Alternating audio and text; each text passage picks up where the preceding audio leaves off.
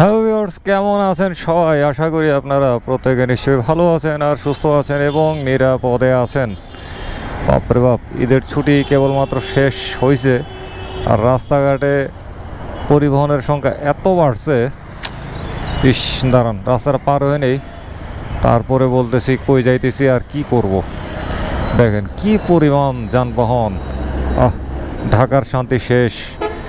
অবশ্য ঈদের দিনও বিকেলবেলা ঢাকা শহরে যে পরিমাণ যানজট গেছে কিছু কিছু স্পটে, ও যাক বাবা, অবশেষে পার হয়েছি। পার হয়েছি, কি মজা। যাকে এই আসতে শান্তি নাই, শান্তি নাই। ওকে, এখন একটু শান্তি পাইছি আর শান্তি দিয়ে কথাবার্তা বলতেছি। আজকে যাচ্ছি সেজান ভাইয়ের দোকানে, রাইডার্স চয়েসে, মিরপুর 60 ফিট বারেক মোল্লা মোড়ের খুবই কাছে অবস্থিত। আমি যেখানে রেগুলার আমার বাইকের পরিচর্যার কাজগুলো করি, আজকে যাচ্ছি আরেকটা পরিচর্যা করার জন্য। আর সেই পরিচর্যা হচ্ছে আমার বাইকের আয়োডিনের অভাবে গলগণ্ড রোগ হয়েছে।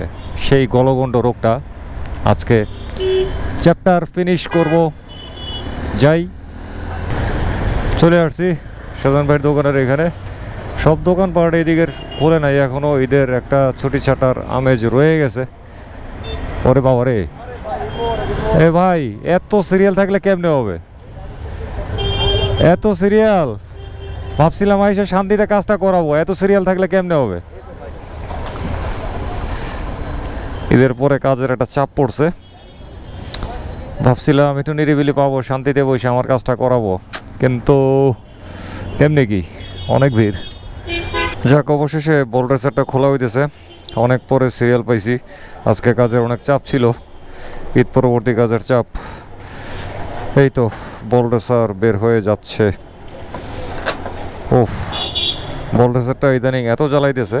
আর একটা কথা কি, আচ্ছা এই মেসেজটা দিব ভিডিওর সবার লাস্টে, খুব চমকায় যাবেন। দেখি কি হাল অবস্থা। এই তো একটা বলের রিং, ফ্রেশই তো দেখা যায়। আচ্ছা, শুধু এটা ফ্রেশ থাকলেই তো হবে না, বাকি অংশগুলোও তো পরিষ্কার পরিচ্ছন্ন, নির্ভেজাল, নিরোগ থাকতে হবে। এটারও দেখা যাচ্ছে ফ্রেশই আছে। আচ্ছা, ভেরি ইন্টারেস্টিং। এটার কি অবস্থা? এগুলো ঠিকঠাকই আছে। বলের আরও অংশ কই? এইটা, আচ্ছা, এটাও তো দেখা যায় ফ্রেশই আছে। আচ্ছা, ভেরি ইন্টারেস্টিং। এটার কি অবস্থা? এটা তো বলের, এগুলো ঠিকই আছে। ভেরি ইন্টারেস্টিং, সবই তো দেখতেছি ঠিক আছে। এটাও তো দেখা যায় ঠিক আছে, ওরকম কোনো ডিপ স্পটও নাই। Very interesting.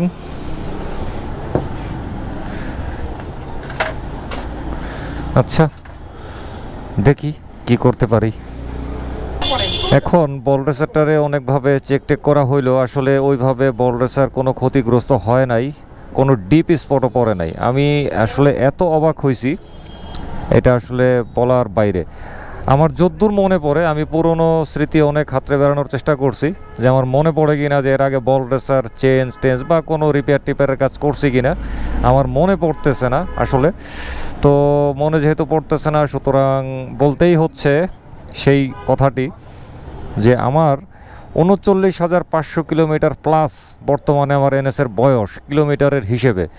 এই বয়সে আইসাও আমার এই বল রেসার স্টকটাই রয়ে গেছে, এখন পর্যন্ত পরিবর্তন করা হয় নাই। আমার মনে পড়তেছে না আসলে, আমি রীতিমতন অবাক হয়ে গেছি কিভাবে আমার বল রেসার এটা টিকলো।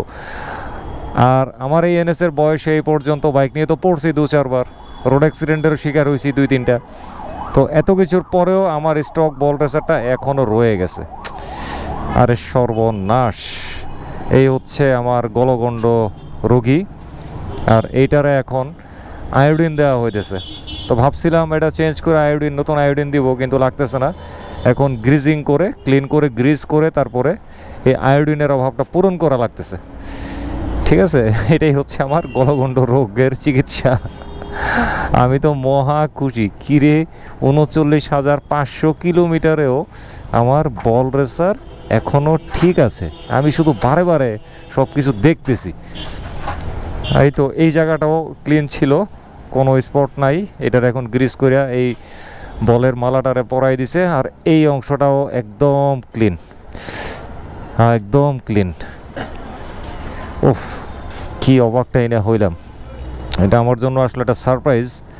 আর আসলে আমার নেগেটিভ স্পোর্টস বাইক তো, আসলে আমাদের দেশের রাস্তাঘাটের অবস্থা বিবেচনা করে যদি আমি বলতে যাই, তাহলে একটা স্পোর্টস বাইক চালাইলে বল রেসারের উপরে যে ধরনের একটা ওভার প্রেশার পড়ে, নেগেটিভ স্পোর্টস বা কমিউটার বাইকে আমাদের দেশের রাস্তাঘাটের প্রেক্ষাপট বিবেচনা করলে বলতে হয় ওই রকম প্রেশারটা পড়ে না, যার দরুন বল রেসার এত ক্ষতিগ্রস্ত হয় না একটা স্পোর্টস বাইকের মতন।